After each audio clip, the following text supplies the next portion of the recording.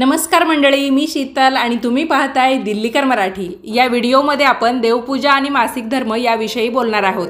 गेले कित्येक दिवस या माहितीच्या मी शोधात होते, पण मला पाहिजे तसं काही वाचायला किंवा ऐकायला मिळत नव्हतं। शेवटी ते मिळालं, म्हटलं चला तुमच्याशी ते शेअर करूया। कारण माझ्या व्हिडिओतून मी तुम्हाला जी काही माहिती देते तर ती शास्त्राच्या आधारानुसार योग्य आहे का किंवा तुम्हाला ती सांगणं योग्य आहे का, या सगळ्या गोष्टींची शहानिशा करूनच मग ते उपाय किंवा मग कोणत्याही प्रकारची देवाधर्माची माहिती असेल तर ती मी तुमच्या समोर मांडत असते। तर या व्हिडिओत मी तुम्हाला जी काही माहिती सांगणार आहे ती सुद्धा त्यानुसारच आहे। कित्येक जणांना पटेल नाही पटेल तर तुम्हाला मत मांडण्याचा कमेंट्समध्ये अधिकार आहे। महिलांबरोबरच पुरुषांनी सुद्धा हा व्हिडिओ बघावा, कारण बऱ्याच ठिकाणी असं होतं, म्हणजे आजच्या काळात सुद्धा एखाद्या महिलेला जर मासिक धर्म असेल तर त्या घरातली पुरुष मंडळी किंवा एखादी महिलाच दुसऱ्या महिलेला अपमानास्पद बोलताना दिसते किंवा मग तिला मानसिक त्रास देताना दिसते। त्यामुळे मग प्रत्येकाने हा व्हिडिओ शेवटपर्यंत ऐकावा आणि त्यानंतर तुमचं मत तुम्ही कमेंट्समध्ये लिहू शकता। प्रत्येक स्त्रीमध्ये आपण देवीचं रूप पाहतो, त्यामुळे व्हिडिओ पाहत असताना सर्वांनी कमेंट्समध्ये जय माता दी हे टाईप करायला विसरू नका। चला तर मग व्हिडिओला सुरुवात करते। या व्हिडिओमध्ये मी तुम्हाला कोणत्याही प्रकारची चित्रफित दाखवणार नाहीये, त्यामुळे तुम्हाला फक्त हा व्हिडिओ ऐकण्याचं काम करायचं आहे। तुम्ही जे काही काम करत असाल ते काम करत असताना तुमचा मोबाईल तुम्ही एका साईडला ठेवला, तुम्ही तुमचं काम करत राहिलात आणि ही माहिती ऐकलीत तरी सुद्धा चालणार आहे। तर ऐका मंडळी, एक पुरुष कधीही असं म्हणताना आपल्याला दिसत नाही की दुसरा जन्म मला बाईचा मिळू दे। आता हा जो जन्म आहे तो मी पुरुषाचा म्हणून उपभोगला, मला दुसरा जन्म बाई म्हणून जगायचा आहे, असं आपण कधीही ऐकलेलं नाही। पण प्रत्येक स्त्रीच्या मनात एकदा तरी पुढचा जन्म मला पुरुषाचा मिळू दे अशी इच्छा होतेच होते। त्याला अनेक सामाजिक, आर्थिक आणि सांस्कृतिक कारणंसुद्धा आहेत। त्यातलं एक मुख्य कारण म्हणजे मासिक धर्म, ज्याला आपण मासिक पाळी म्हणतो। तसं पाहिलं तर हा एक निसर्ग धर्म आहे। तो शारीरिकदृष्ट्या वेदनादायी तर असतोच, पण त्याचबरोबर समाजानं लादलेल्या बंधनांमुळे आपल्याला तो अधिक जाचकसुद्धा वाटतो। आज मासिक पाळीला अपवित्र मानलं जाण्याचं मुख्य कारण आहे ते म्हणजे पोथ्या पुराणांमधील भाकड कथा। आता तुमच्यापैकी बरेचसे जण हा प्रश्न मला नक्कीच विचारतील की जे माझे व्हिडिओ नेहमीच बघतात किंवा माहिती ऐकतात, तर ते मला असं म्हणू शकतात की ताई, तुम्ही नेहमी आम्हाला देवाधर्माबद्दल माहिती सांगतात किंवा पूजा अर्चांच्या निमित्ताने, व्रतवैकल्यांच्या निमित्ताने पौराणिक कथासुद्धा सांगत असतात, मग आज तुम्ही या पौराणिक कथांबद्दल विरोधात का बोलत आहात? तर बघा, श्रद्धा आणि अंधश्रद्धा यामध्ये एक पुसटशी रेष असते। त्यामुळे कोणत्या गोष्टीला श्रद्धा म्हणायचं आणि कोणत्या गोष्टीला अंधश्रद्धा म्हणायचं हे आपल्याला ओळखता आलं पाहिजे। त्यामुळेच आज हे वाक्य मी तुमच्यासमोर वापरलेलं आहे। तर मासिक धर्माच्या बाबतीत कोणकोणत्या अंधश्रद्धात्मक किंवा काही भाकड कथा आपल्या समाजाने म्हणजे सगळीकडे पसरवल्या आहेत तेच मी तुम्हाला सांगणार आहे। तर यातली पहिली कथा आहे ती म्हणजे पार्वतीची कथा। माझ्या मते ही कथा बऱ्याचशा महिलांनी किंवा पुरुषांनी ऐकली असेल आणि त्यामुळे मासिक धर्माला आपण अपवित्र समजतो असं त्यांच्या मनामध्ये रुजवलं सुद्धा असेल। तर ती कथा असं सांगते, एकदा शंकराला गळू झालं, त्यामुळे त्याच्या हालचालींवर बंधनं आली आणि त्याला इतर देवांच्या बरोबर कुठे जाता येईना। त्याची ती सतत वाहणारी जखम पाहून पार्वतीला अतिशय वाईट वाटलं। आपल्या पतीचं गळू तिने स्वतः स्वीकारण्याची तयारी दाखवली। तिच्या पातिव्रत्यामुळे शंकर प्रसन्न झाला। शंकराने ती सतत वाहणारी जखम, महिन्यातून फक्त 3 दिवस वाहणारी जखम या स्वरूपात पार्वतीला दिली। तेव्हापासून सर्व स्त्रियांना महिन्यातून 3 दिवस रक्तस्राव होतो आणि त्यांना या काळात अस्पर्श मानलं जातं। तर ही होती पहिली कथा। दुसरी कथा आहे ऋषीपंचमीची कथा। बऱ्याच महिलांनी ऋषीपंचमीचं व्रत करण्याच्या निमित्ताने ही कथासुद्धा नक्की ऐकली असेल। मासिक पाळीच्या काळात अस्पर्श न राहता एका बाईने घरामध्ये विटाळ कालवला, त्यामुळे काय झालं, तिला पुढचा जन्म कुत्रीचा मिळाला आणि तिच्या पतीला बैलाचा जन्म मिळाला। त्यांच्या मुलाच्या घरातच ते बैल आणि कुत्री म्हणून राहत होते। बघा या गोष्टीला काय अर्थ आहे। मुलगा धार्मिक होता आणि त्याने वडिलांचं श्राद्ध करायचं ठरवलं। त्याच्या बायकोने श्राद्ध भोजनासाठी खीर ठेवली होती, त्यात एका सापानं विष टाकलं। हे त्या कुत्रीने पाहिलं, म्हणजेच ज्या महिलेला मासिक धर्मात म्हणजे विटाळ कालवल्यामुळे तर तो जन्म कुत्रीचा मिळाला होता, तर त्या कुत्री असलेल्या महिलेने ते बघितलं। तर त्या महिलेला असं वाटलं, जर ब्राह्मणांनी ही खीर खाल्ली तर ते मरून जातील आणि आपल्या मुलाला ब्रह्महत्येचं पाप लागेल, म्हणून ती कुत्री असलेली महिला खिरीच्या पातेल्याला शिवली। ते तिच्या मालकिनीने म्हणजेच सुनेने पाहिले। तिने रागाने कुत्रीला खूप मारले आणि उपाशी ठेवले। कुत्री रडत रडत बैलाकडे गेली आणि तिने त्याला सगळी घडलेली हकीकत सांगितली. तर बैल तिला असं म्हणाला, तू घरामध्ये विटाळ कालवला म्हणून आपली दुर्दशा अशी झाली आणि तुला कुत्रीचा आणि मला बैलाचा जन्म मिळाला. आज मला सुद्धा मालकाने म्हणजे माझ्याच मुलाने खूप मारले आणि उपाशी ठेवले आहे. बैल आणि कुत्रीचं बोलणं त्यांच्या मालकाने म्हणजे स्वतःच्या मुलानेच ऐकलं आणि त्याला ते ऐकून खूप दुःखसुद्धा झालं. आपल्या आईवडिलांना शापमुक्त करण्याचा त्याने निश्चय केला. शापमुक्तीचा मार्ग शोधण्यासाठी तो घोर अरण्यात गेला. तिथे त्याला काही ऋषी भेटले. त्यांनी विटाळाचा दोष घालवण्यासाठी ऋषीपंचमीचं व्रत करायला सांगितलं. मुलानं ते व्रत केलं असता आईवडिलांचा दोष नाहीसा झाला आणि ते दोघेही मानव रूपात परतले आणि विमानात बसून दोघे स्वर्गात गेले. हे ऋषीपंचमीचं व्रत आजसुद्धा कित्येक स्त्रिया अगदी श्रद्धेने करतात. पण यातली जी गोष्ट आहे ती अतिशय खोटी आहे आणि भाकड कथा आपण हिला म्हणू शकतो. यानंतरची तिसरी कथा आहे ती म्हणजे इंद्राचं पाप. एकदा इंद्रदेवांनी एका युद्धात त्वष्ट्याचा पुत्र असलेल्या विश्वरूपाची तिन्ही मस्तके उडवून हत्या केली. त्याला युद्धात जय मिळाला, पण ब्रह्महत्येचं पाप घडलं. त्यापासून सुटका करण्यासाठी तो प्रथम पृथ्वीकडे गेला आणि तिला आपल्या पापाचा 1/3 म्हणजेच 1/3 असा हिस्सा दिला. 1/3 हिस्सा झाडांना दिला, 1/3 हिस्सा स्त्रियांनी घ्यावा अशी विनंती त्याने स्त्रियांना केली. स्त्रिया म्हणाल्या, आम्हाला रजोदर्शनानंतर अपत्यप्राप्तीचा वर दे, तर आम्ही तुझे पाप घेऊ. इंद्राने हे मान्य केल्यानंतर स्त्रियांनी इंद्राचं पाप घेतलं. अशा रीतीने रजस्वला स्त्री ही इंद्राच्या ब्रह्महत्येच्या पापाचं रूप आहे आणि अशा स्त्रीसोबत संभाषण करू नये, तिच्या हातचं अन्न खाऊ नये, कारण पापाचा रंग असलेला रक्तस्राव तिला त्या काळामध्ये होत असतो. तर अशा या 3 प्रकारच्या 3 भाकड कथा आहे आणि आपल्याकडे त्या पौराणिक कथा म्हणून ऐकल्या जातात. पण यावर अजिबात विश्वास ठेवू नका. आपल्या हिंदू धर्मात मासिक पाळीबद्दल काही नियम पाळले जातात. आता काही ठिकाणी म्हणजे आधुनिकतेमुळे हे नियम पाळले जात नसतील, पण यातले काही नियम अजूनसुद्धा बऱ्याच ठिकाणी, शक्यतो गावाकडे तर अजूनसुद्धा खूप कडक रीतीने हे नियम पाळले जातात. तर त्यातलेच काही नियम मी तुम्हाला सांगते. तर पहिला नियम असा आहे, 3 दिवस तरी कुणालाही स्पर्शू नये. म्हणजेच काय, 3 दिवस अजिबात कुणालाही हात लावायचा नाही. पतीसोबतसुद्धा कोणत्याही प्रकारचा संबंध ठेवायचा नाही, त्याच्याशी बोलायचं नाही. यानंतरचा दुसरा नियम आहे तैलाभ्यंग. म्हणजेच काय, तेलाने स्नान करणं किंवा आपण स्वतःला केसाला तेल लावणं, अभ्यंग स्नान करणं, डोळ्यामध्ये काजळ घालणं, दात घासणं, सूर्यदर्शन करणं, प्रवास करणं या गोष्टी करू नये. तांबूल आणि गोरस म्हणजेच काय, गाईच्या दुधापासून तयार झालेले जे काही पदार्थ आहे, दूध, तूप, दही, तर या सगळ्या पदार्थांना बंदी आहे, म्हणजे हे खाऊ नये. त्याचबरोबर पाठ चौरंगावर बसू नये. यानंतरचा तिसरा नियम असा सांगितलेला आहे, जर जाणून बुजून दुसऱ्या व्यक्तीला स्पर्श केला असेल तर 1 रात्र उपवास करावा. चौथा नियम असा सांगितलेला आहे, रजस्वलेला म्हणजेच काय, मासिक धर्म असलेल्या महिलेला भोजन करताना कुत्रा आणि चांडाळ यांचा जर स्पर्श झाला तर शुद्धी होईपर्यंत भोजन करू नये. नंतर 6 रात्रींपर्यंत गोमूत्रात शिजवलेलं यव भक्षण करावं. यव म्हणजे काय, बार्ले हे जे काही धान्य आहे किंवा काही ठिकाणी त्याला जवसुद्धा म्हणता. तर इतका हा कडक नियम हिंदू धर्मात काही ठिकाणी रुजवला गेला आहे की समजा असं जर झालं, कुत्रा किंवा चांडाळ यांचा स्पर्श झाला तर मग 6 रात्रींपर्यंत गोमूत्रात शिजवलेले जव आपल्याला खायचे असतात. विधवेला रजोदर्शनामध्ये भोजनाचा निषेध सांगितलेला आहे. म्हणजे काही ठिकाणी असा नियम रुजवला गेला आहे, जोपर्यंत स्त्रीला मासिक धर्म आहे तोपर्यंत म्हणजे 4 दिवस तिने अजिबात जेवायचंच नाही, म्हणजे तिने कोणताच अन्नपदार्थ खायचा नाही.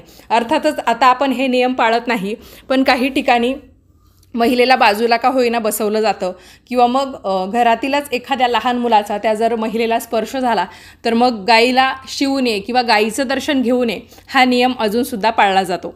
यानंतरचा 6वा नियम असा सांगितलेला आहे, विवाहापूर्वी कन्येला रजोदर्शन झालं तर तिची माता, पिता, भ्राता यांना नरक प्राप्त होतो. या पापातून मुक्त होण्यासाठी जितक्या वेळा कन्येला ऋतुदर्शन झालं तितकी गोदानं आपण करायची असतात. यानंतरचा 7वा नियम असा सांगितलेला आहे, रजस्वलेचा मृत्यू झाला असेल तर कोणत्याही प्रकारचे अंतिम संस्कार तिच्यावर करू नये. म्हणजे जेव्हा एखादी रजस्वला स्त्री काही कारणांमुळे मृत पावते तर तिच्यावर कोणत्याही प्रकारचे विधी न करता 3 रात्रींनंतर म्हणजे 3 रात्री तिला ठेवायचं आणि त्यानंतर स्नान घालून शैवधर्माप्रमाणे तिचे दहन करावे. मंत्रदहन करून मंत्राग्नीने तिच्या अस्थींचे दहन करावे, पण दोन्ही वेळा चांद्रायण प्रायश्चित्त नक्की करावे. यानंतरचा 8वा नियम असा सांगितलेला आहे, रजस्वला सती जाऊ शकत नाही. 5व्या दिवशी ती पतीच्या अस्थींसमवेत अनुगमन करू शकते. किती तो दयाळूपणा बघा. आता तुम्हीच ठरवा काय सांगितलेलं आहे. आता मनुस्मृतीत याबद्दल काय सांगितलेलं आहे ते सुद्धा ऐका. रजस्वला, चांडाळ, डुक्कर, कुत्रा यांच्या नजरेला श्राद्ध भोजन करणारा ब्राह्मण पडू नये. असं जर झालं तर दान, होम अथवा भोजन प्रसंगी हे प्राणी जर त्या ब्राह्मणाने पाहिले तर त्याचं सर्व काही होम हवन जे असतं किंवा पूजा अर्चा असतात तर ते सगळं काही निष्फळ ठरतं. त्यानंतरचा दुसरा नियम मनुस्मृतीमध्ये असं सांगितलेलं आहे, रजस्वला स्त्रीशी गमन केलं असता त्या माणसाची बुद्धी, तेज, शक्ती, डोळे आणि आयुष्य कमी होतं. अरे काय हे विचार. तर बघा, तुम्ही स्वतःसुद्धा हे जाणतात की स्त्रीला जर मासिक धर्म नसता तर कोणत्याही जीवाची उत्पत्ती झाली असती का. पण बघा कशा पद्धतीचे नियम यामध्ये सांगितलेले आहेत. यानंतरचा तिसरा नियम असा सांगितलेला आहे, मासिक रजस्त्रावामुळे परपुरुषाभिलाषी स्त्री शुद्ध होते. याज्ञवल्क्य स्मृतीने सुद्धा आपली भर यामध्ये टाकायला काहीच कमी केली नाहीये. तर ती काय म्हणते, पिता, पितामह, काका, पित्याच्या कुळातील कुणीही आणि कन्येची माता यांना कन्यादानाचा अधिकार आहे. जर विवाहापूर्वी कन्या ऋतुमती झाली असेल तर या अधिकाऱ्याला ब्राह्मण किंवा राजगर्भाच्या भ्रूण हत्येचं पातक लागतं. तर पूर्वीच्या काळी बघा, मुलींना मासिक पाळीसुद्धा आलेली नसायची, तोच मुलीचा विवाह केला जायचा. आता तरी यातल्या बऱ्याचशा प्रथा बंद झालेल्या आहेत किंवा कमी झालेल्या आहेत, तरी पण पूर्वीचे नियम बघा कसे होते. तर मंडळी, आत्तापर्यंत मी तुम्हाला 3-4 कथा अगदी शॉर्टकटमध्ये सांगण्याचा प्रयत्न केला. पण अशा अनेक प्रकारच्या कथांनी आणि नियमांनी मासिक पाळीला एक प्रकारचा शाप म्हटलं गेलं आणि स्त्रियांचं मानसिक खच्चीकरण करायला सुरुवात केली, त्यांना दास्यात लोटलं. अशा प्रकारच्या कथा जगातील सर्वच धर्मांमध्ये आढळतात. त्यामुळे मासिक पाळीकडे तिरस्करणीय आणि गोपनीय दृष्टीने पाहिलं जातं. त्याबद्दल काहीच उघड बोललं जात नाही. हे मौन शेकडो वर्षांपासून स्त्रियांवर लादलं गेलं आहे. वयात येणाऱ्या मुलींना शास्त्रीय माहितीपासून वंचित ठेवलं जातं. प्रश्न विचारण्यापासून परावृत्त केलं जातं. परंपरागत रूढी पाळण्यासाठी मजबूर केलं जातं. देहधर्माला विटाळ, बाहेरची, त्याचबरोबर कावळा शिवलेली अशा नकारात्मक नावांनी तिला संबोधलं जातं. रजस्वला स्त्रियांना देवापासून दूर ठेवलं जातं. तर तुम्ही म्हणाल की आमच्याकडे नाही हे नियम पाळत, पण बरीच कुटुंब आजही अशी आहेत की त्यामध्ये हे नियम आवर्जून पाळले जातात आणि हे अतिशय चुकीचं आहे. मंदिर प्रवेश निषिद्ध केला जातो. म्हणून मग अनेक स्त्रिया महत्त्वाच्या सणावारांना पाळी पुढे ढकलण्याची औषधं घेतात आणि सर्व प्रकृतीवर त्याचा विपरीत परिणाम करून घेतात. या सर्व बंधनांमुळे बहुसंख्य स्त्रियांना मनात मासिक पाळी हा स्त्री जन्माचा शाप अशी भावना खोलवर रुजलेली आढळून येते. निरनिराळे धर्म, जाती, प्रांत, परंपरा आणि सर्व आर्थिक सामाजिक स्तर ओलांडून एका अदृश्य साखळीने सुशिक्षित, अशिक्षित, गरीब, श्रीमंत, ग्रामीण आणि शहरी अशा सर्व प्रकारच्या स्त्रियांना जखडून ठेवलेला आहे. त्या नकारात्मक विचारसरणीचं उच्चाटन करण्यासाठी सर्वप्रथम वैज्ञानिक दृष्टिकोनाचा अंगीकार करणं खूप आवश्यक आहे. मासिक पाळीमागचं विज्ञान प्रत्येकीने समजून घेतलं पाहिजे. पुरुषांनीसुद्धा याबाबत अवश्य विचार करावा. मासिक पाळीसंबंधी कथा जेव्हा लिहिल्या गेल्या तेव्हा पुरुषसत्ताक समाजाचं वास्तव समजून घेतलं पाहिजे. परंपरागत नियमांमागे खरंच वैज्ञानिक दृष्टिकोन आहे की स्युडो सायन्सच्या आहारी आपण जात आहोत याचा पडताळा घेणं आवश्यक आहे. पाळला नियम महिन्यातून एकदा तर काय बिघडतं हा दृष्टिकोन आपण सोडून द्यायला पाहिजे आणि तो आपल्याला मानसिक गुलाम बनवत आहे हे सुद्धा आपण लक्षात घेतलं पाहिजे. तेव्हाच खरं मासिक पाळीवरील या सामाजिक शापाचं उच्चाटन होईल. एका सोशल मीडिया साईट्सवर एका ताईंनी प्रश्न विचारला होता की जेव्हा मला मासिक धर्म येतो तेव्हा माझ्या घरातील पुरुष मंडळी म्हणजे त्या महिलेचे सासरे आणि सासू भयंकर चिडचिड करतात आणि तिला खूप मानसिक त्रास होईल असं अपमानास्पद बोलतात. तेव्हा एकाच सुशिक्षित आणि सुसंस्कृत ताईने तिथे खूप छान रिप्लाय तिला दिला होता. तर तो सुद्धा मी तुम्हाला सांगते. मासिक पाळीच्या दिवसात रक्तस्राव होतो, अशक्तपणा असतो, म्हणून देवाचं काही करायचं नसतं. हा नियम शरीरावर कोणतीही ओली जखम असणाऱ्यांना, त्याचबरोबर नुकतंच ज्यांचं काही ऑपरेशन झालेलं आहे, फ्रॅक्चर झालेलं आहे, अशा सगळ्या स्त्री पुरुषांसाठी असतो. पूर्वीच्या काळी विहिरीवरून, नदीवरून पाणी भरून आणणं, रोज जात्यावर धान्य दळून त्याचं स्वयंपाकासाठी म्हणजेच पोळी भाकरी तयार करण्यासाठी पीठ तयार करणं इत्यादी रोजची कष्टाची कामं महिलांना करावी लागायची. त्याचबरोबर सगळ्यांचं जेवण झाल्याशिवाय स्त्रिया जेवतसुद्धा नसायच्या. आज जसं आपण आपला पती जेव्हा जेवण करतो तर आपण सुद्धा जेवण करतो किंवा मग सगळं कुटुंब बरोबर जेवायला बसतं, पण पूर्वीच्या काळी तसं नव्हतं. त्यांना मासिक पाळीच्या काळामध्ये सुद्धा पुरेशी विश्रांती मिळत नसायची. म्हणून पाळीच्या दिवसात स्त्रियांनी बाजूला बसावं ही पद्धत सुरू झाली, परंतु महिला ते ऐकत नव्हत्या. म्हणून देवाची भीती घातल्याशिवाय आपण कोणतीही रीत पाळत नाही म्हणून त्यांना सोवळं, विटाळ असे शब्द जोडले गेले. परंतु काही घरांमध्ये सून 4 दिवस आरामात बाजूला बसणार आणि सगळी कामं मलाच करावी लागणार म्हणून बऱ्याच सासवांची चिडचिड होताना आपल्याला दिसून येते. पाळीला अमंगल मानलं जातं, परंतु पाळी येते म्हणजेच काय, स्त्री सृजनशील आहे हे लोक विसरतात आणि घालून पाडून बोलायला, त्याचबरोबर तिला हिडीस करायला सुद्धा सोडत नाही. जेवण वाढताना लांबून फेकल्यासारखं करणं अशा गोष्टीसुद्धा आजही आपल्याला बघायला मिळतात. ही अतिशय लाजिरवाणी गोष्ट आहे. तुम्ही तुमच्या घरातल्या चालत्या फिरत्या गृहलक्ष्मीला अशी वागणूक देताना थोडं पण घाबरत नाही का हो? कारण तुम्ही जर म्हणता आम्ही खूप देवाधर्माचं पाळतो, त्यामुळे घरात कुणाला विटाळ असेल, मासिक पाळी असेल तर नियम पाळलेच पाहिजे, आम्हाला हे अजिबात चालणार नाही.